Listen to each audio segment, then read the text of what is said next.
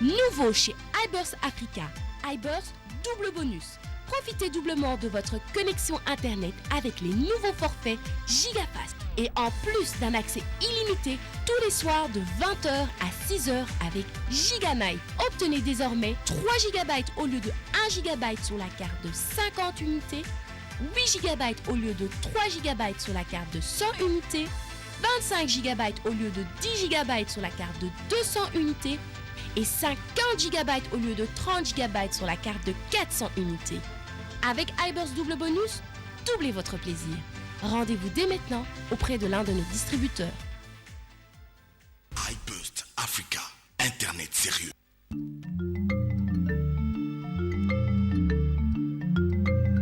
Ce programme vous est offert par Orange.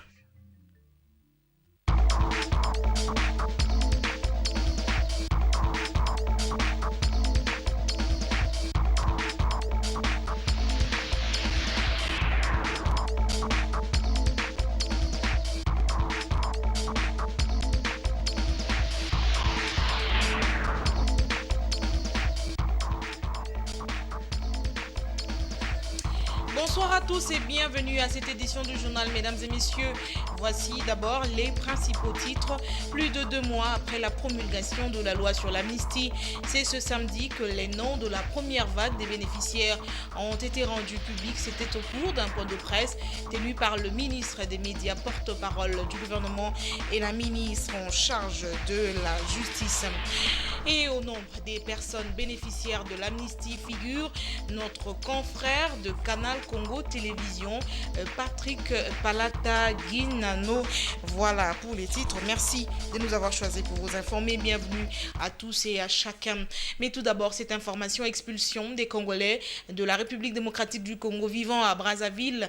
Encore d'actualité, le chef de l'État a envoyé hier le ministre des Affaires étrangères avec un message adressé à son homologue Denis Sassou Nguesso de la République du Congo. Les chefs d'État de 2 pays veulent calmer la tempête après l'escalade verbale constatée ces derniers jours sur les 2 rives. Raymond Tshibanda n'a fait aucune déclaration.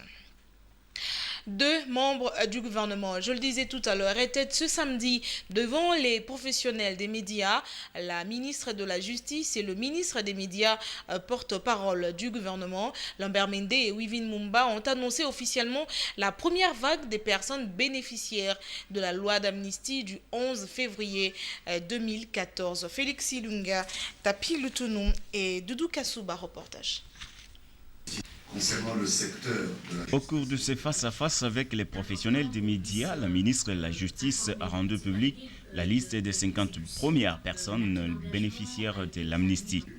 La loi portant amnistie pour faits insurrectionnels, faits de guerre et infractions politiques couvre la période allant du 20 décembre 2005 au 20 décembre 2013. Cette loi d'amnistie va contribuer à la matérialisation de la cohésion nationale en vue de la consolidation de la paix en République démocratique du Congo. J'ai traité des dossiers des M23. Il y a plus d'une dizaine de M23, presque 20 M23 que j'ai mis dans un arrêté également, puisque nous avons reçu des arrêtés, des actes d'engagement à ce niveau-là, mais il y en a beaucoup plus qui devront faire l'objet d'amnistie que nous avons déjà identifiés comme amnistiables, mais nous attendons qu'on nous envoie les actes d'engagement. Il est important que vous sachiez que dans les actes d'engagement, l'une des conditions que nous voulons savoir, c'est si la personne est de nationalité congolaise. Parmi les bénéficiaires, il y a notamment 15 membres de l'ex-groupe rebelle du M23, 15 Congolais reconnus coupables des attaques du 27 février 2011 à Kinshasa et le journaliste de CCTV, Patrick Palata. Ce sont des faits qui sont mis en exergue. Donc c'est moins la qualité de la personne qui intervient dans la détermination par le gouvernement dans ces dispositions d'exécution que le fait pour lequel on a été poursuivi ou pour lequel on est condamné.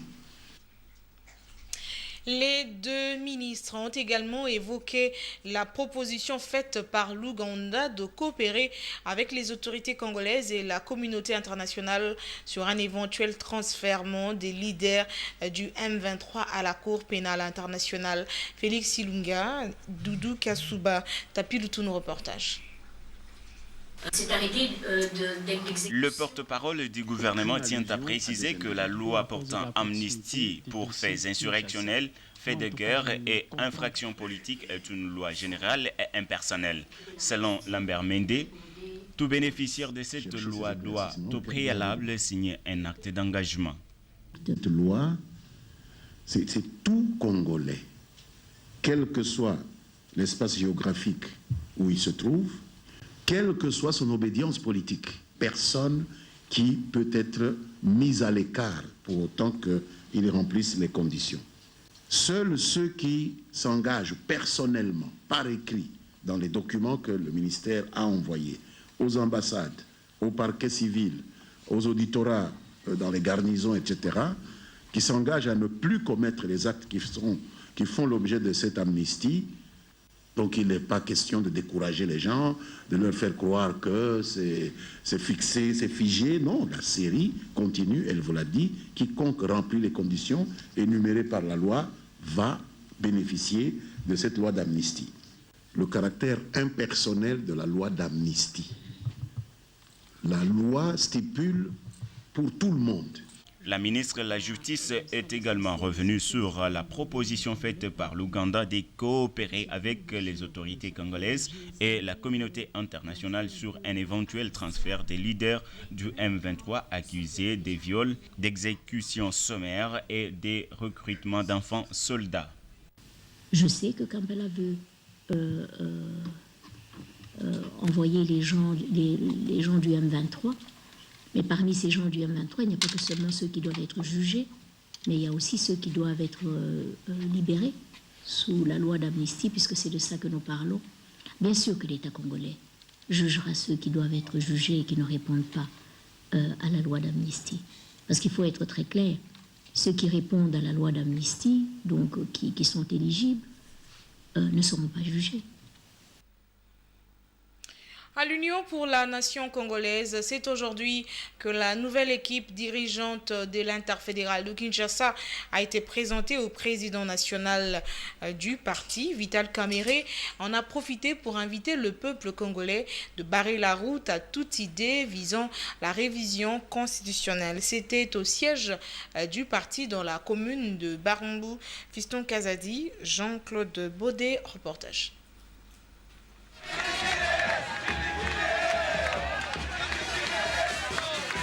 Il est temps, mettons-nous debout, peuple congolais, pour barrer la route à tous ceux qui veulent détruire la République. Note Vital Kamerhe au cours de cette matinée politique qui a réuni les militants de l'UNC interfédéral Kinshasa. Le président de l'Union pour la nation congolaise n'a pas manqué de sensibiliser les membres de son parti sur les dangers de la feuille de route qu'avait proposée la Commission électorale nationale indépendante au Parlement et dit non à toute tentative visant à modifier la Constitution. Yemboko président na ba discours na ebele alobaki akotosa constitution. Bozako loba mingi pona nini ngai na 2016 botika ngai na kokende na ngai. Et soki wana te président assemblée nationale aza mokonzi munene aza numéro 2 ya mboka. Alobeli yango mpe na Kisasa te, alobeli yango na radio ya bapaya. Alobi, je vous certifie que Joseph Kabila ne va pas briguer un troisième mandat. Azaliko Kende. Tozi porte-parole ya gouvernement. Alobi yango na RFI Kakate, na TV5 Monde. Abi, je vous certifie que le président Kabila, fera une passation civilisée du pouvoir en 2016. Le président interfédéral de l'UNC Kinshasa, Maître Baudouin Mayo, a ajouté que cette matinée vise des objectifs dont la présentation de la nouvelle équipe et la sensibilisation de la base sur les élections. Nous devons conscientiser nos membres par rapport aux velléités de révision constitutionnelle, j'allais dire. L'UNC s'oppose à toute révision constitutionnelle. La Constitution doit rester telle qu'elle jusqu'à l'élection présidentielle en 2016. L'UNC a félicité ses alliés qui ont pris part à cette matinée politique et leur a demandé de tenir bon dans la lutte pour sauver la République démocratique du Congo. Les nouvelles technologies de l'information et de la communication ont apporté un bouleversement harassant dans le domaine des télécommunications. Malgré l'évolution de la technologie, on trouve jusqu'à ce jour à Kinshasa des agences phoniques. Ces dernières peuvent être détrônées par le téléphone portable ou l'ordinateur. C'est la question que nos reporters se sont posés à travers ce reportage réalisé par Élisée Mafou, Tony Bétou, Jean-Claude Baudet. Jusque dans les années 90, avant l'avènement du GSM, la poste et la phonie étaient les principaux canaux de communication. Les agences de phonie desservaient des régions éloignées. L'arrivée du GSM dans les années 90 a fait craindre à un moment la disparition de phonie. Mais 15 ans après, les phonies font de la résistance. tenga na longola singa kuana tia kote mtsuna osa aka batterie na panneau na cause interférence te boisimu ata ibele plus de 10 ans optionaka soki frete ye le client memi frete na ye poli na ye aye nango parce tozwa na capital totinda ngo na intérieur bon poni fonctionnaka mais ezwa baisse à partir ya ba télé ba pareil cellulaire ndenge koma poni ezwa baisse makasi. Bon, tu profites de la milieu nini réseau exact ndé kuna foni eperaka momuke par rapport na ba place ya ville ni batene za placé. Bon, il y a la communication. Nos clients communiquent avec leurs parents qui sont à l'intérieur. Et puis il y a aussi la partie transfert d'argent. Non, jusque-là, nous avons quelques villages de la province de l'Équateur. Il y a Befale, Bokoli, il y a Bikili, Lolengi, Likapo.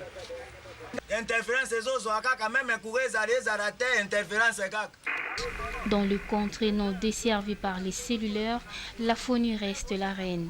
Elle a même ses avantages. À partir de minute tu fatigues 1500 francs na masolo oye au solo linayo pour na ba fréquence wana et à kozwa et bandi na antenne omoni antenne oyo ezali lokola antenne ya radio pour phonie ezaneti radio bon pour phonie eloba il faut antenne eza à partir ba singa wana nde oye ko capter ça dépend de l'air solaire nga moko na monter yango mais ezali il faut ba ekolisa yo tu oya koyeba ndenge akomonte okomonte oka bongo te parce eza biloko mindele bato basalaka bayebisi yo balakisi yo mayele na ngonde omonte yango kosolola na bato ya mboka telema foni esunga biso mpona kosolola na bato ya mboka mpuna mpe bareseau eza te tosolola na bato kaka kati ya foni soki bosoli na foni te moya ya kosolola na bango te ife bozalaka na bafoni mpo telefone ekoma kuna te réseau moko eza te.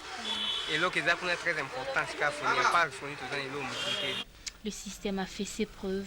Les agences de phonie ont encore des beaux jours devant elles.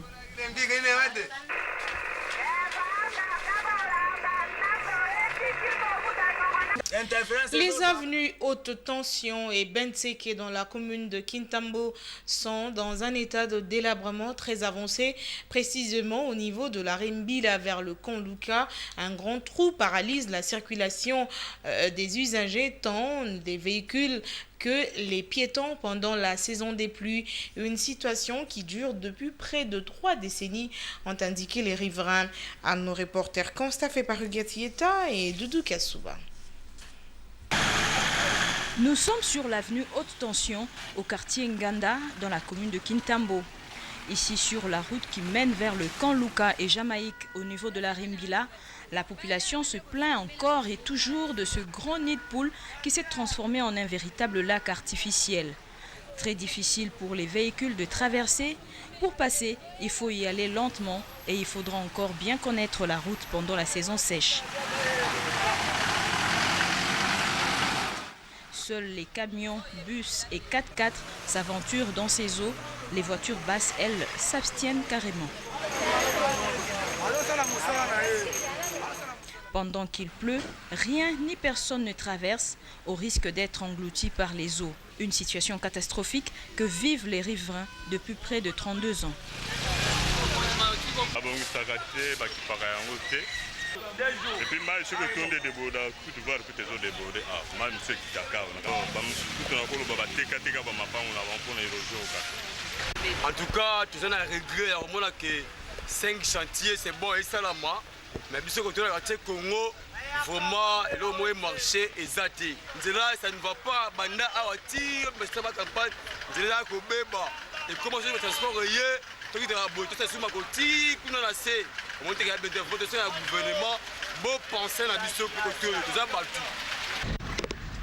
La fameuse avenue Mbenseke est aussi délabrée, parsemée de nids de poules le long de la chaussée qui très souvent sont à la base des embouteillages. État ya nzela en tout cas critique de souffrir pour la mituka. Tout ça peut pas panne belé. Il y a un enseigné dans le gouvernement, la première ministre. Ayana no kotala nanu makambo. Tozo kofuta ba tax mais banzela bazobongisa te.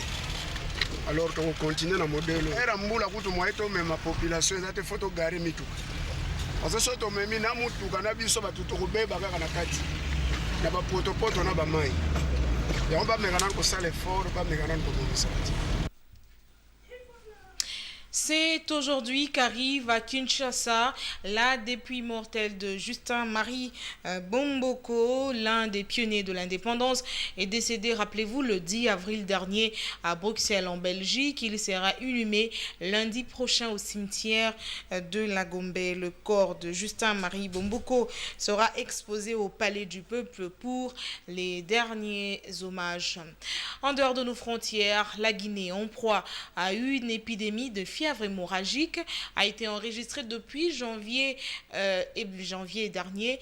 109 cas confirmés, dont 61 décès dus au virus d'Ebola. C'est ce qu'indique un communiqué du gouvernement guinéen diffusé ce samedi. Et parmi les zones les plus affectées figure la préfecture de Guékédou avec 34 décès sur 58 cas confirmés et Conakry, la capitale, avec 15 décès sur 36 cas confirmés.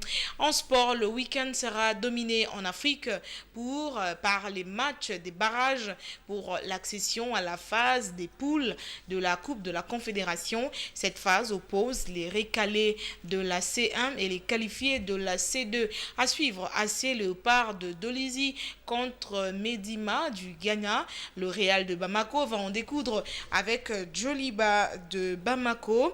Un derby malien éliminé par les SV Club. Kizer Chef aura fort à faire devant les Ivoiriens d'Asec Mimosa de Côte d'Ivoire.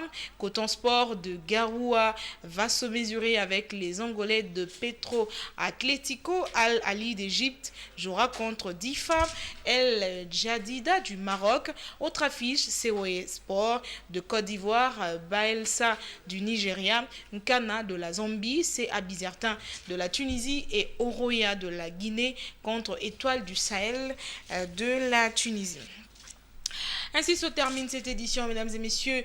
Plus de 2 mois après la promulgation de la loi sur l'amnistie, c'est ce samedi que les noms de la première vague des bénéficiaires ont été rendus publics. C'était au cours d'un point de presse tenu par le ministre des Médias, porte-parole du gouvernement, et de la ministre qui en charge la justice.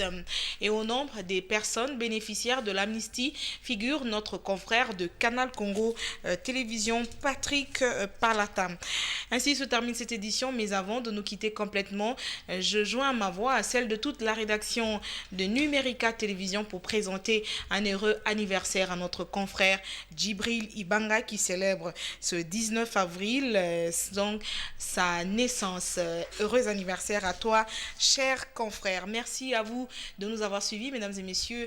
Le prochain journal, c'est lundi. Demain, c'est la rétrospective de l'actualité de la semaine. C'était un grand plaisir pour moi de vous présenter ce journal et je vous retrouve la semaine prochaine. Portez-vous bien. Très très bon week-end à tous. Au revoir et bonsoir.